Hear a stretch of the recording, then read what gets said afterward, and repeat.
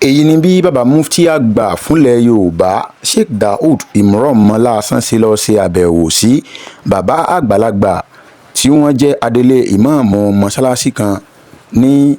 agbègbè kan tí wọ́n pè ní ọbátẹ̀dó ní ìlú ìwó níbi tí afurasí ọmọ yahoo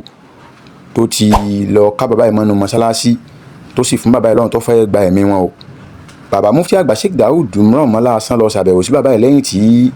bàbá yìí padà dé láti ọ̀dọ̀ àwọn agbófinró ní ìlú òṣogbo padà sí ilé wọn tó wà ní ọbátẹ̀dó ní ìlú ìwó.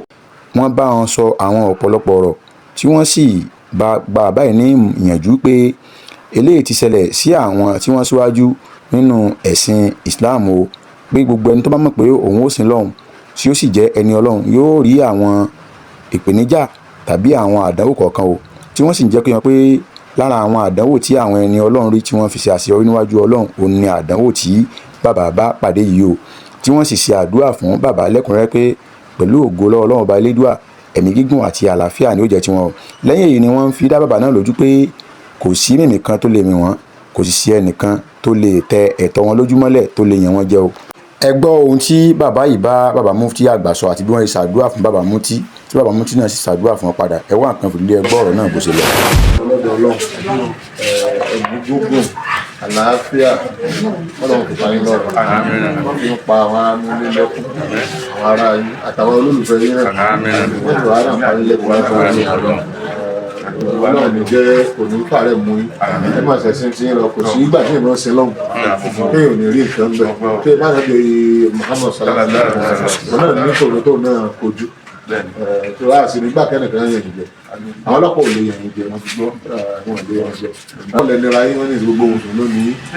kẹ́nìkan bá sọ pé òun ó ṣe kankan tí ò ṣe sí gbogbo alájẹ dídí fún ọ èyí ní káwọn sálámà sí lásán nígbà gbogbo mùsùlùmí ti rí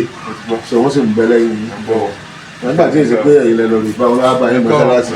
àwọn nǹkan burúkú táwọn ọmọ yẹn ń ṣe àwọn kankan sí wọn kájú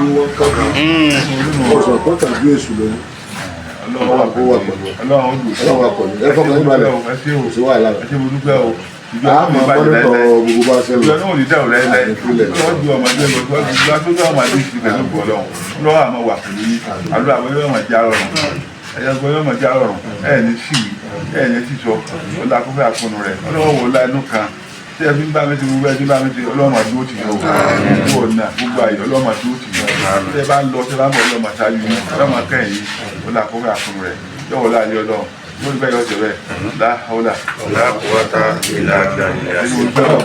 lẹ́yìn tí bàbá sọ àdúrà fún bàbá mufti àgbà fúnlẹ̀ yorùbá tán ni gbogbo àwọn àlejò tó wà lọ bàbá àti bàbá bá sin bàbá mufti dédi ọkọ̀ ayọ́kẹ́lẹ́ wọn padà o, tí wọ́n sì jọ sọ pé pẹ̀lú ògo lọ́wọ́ ọlọ́run á tún fi ayọ̀ pàdé. báyìí ni bàbá mufti àgbà fúnlẹ̀ yorùbá sheikh daud imran mọ́láásán tí wọ́n ṣe àbẹ̀wò fún bàbá tí wọ́n sì padà sí ìletò wọn pẹ̀lú àwọn alábàárìn wọn o.